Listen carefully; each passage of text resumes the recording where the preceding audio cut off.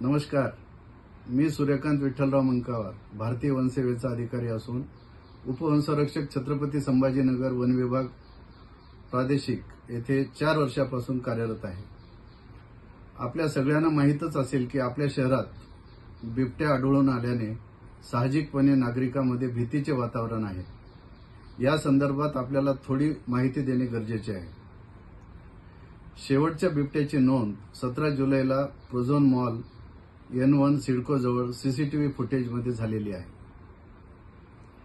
या घटनेला 72 तासापेक्षा जास्त वेळ झाला असून त्या बिबट्याच्या हालचालीच्या पद्धती व वर्तन पाहता तो शहरातून बाहेर जाण्याचा प्रयत्न करत आहे असे दिसून येते। MIDCचे स्थलांतर झाल्यामुळे N1 सिडको परिसरातील 10% उद्योग बंद झालेले आहेत।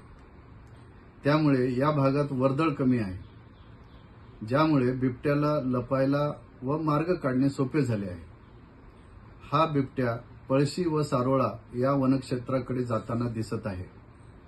जवळपास 3 दिवस झाले आहेत बिबट्या वनक्षेत्राच्या दिशेने गेले असल्याची खूप दाट शक्यता आहे, परंतु आपल्याला खबरदारी घेणे गरजेचे आहे। या शोध मोहिमेत वन विभाग, आर्मीचे eco battalion task force, police विभाग आणि महसूल विभाग तसेच नाशिकच्या रेस्क्यू टीमचा समावेश असून एकूण 60 पेक्षा अधिक लोकांची 15 पथके 5 दिवसापासून बिबट्याचा माग काढत आहेत। तरी सर्वांना माझे आवाहन आहे की कृपया सतर्क रहा, एकटे मुलांना बाहेर सोडू नका।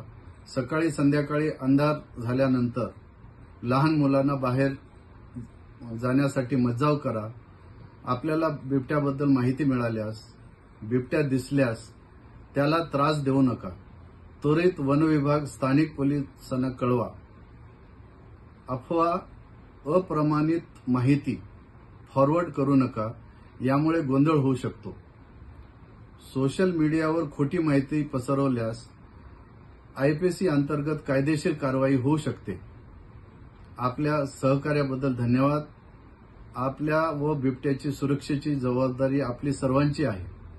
धन्यवाद। नवीन घडामोडी आणि ताज्या बातम्या आणि अपडेट्स लवकरात लवकर पाहण्यासाठी आजच आपल्या सूर्यवार्ता न्यूज चॅनेलला लाईक करा, सबस्क्राईब करा आणि बेल आयकॉन प्रेस करा आणि शेअर करायला अजिबात विसरू नका। धन्यवाद।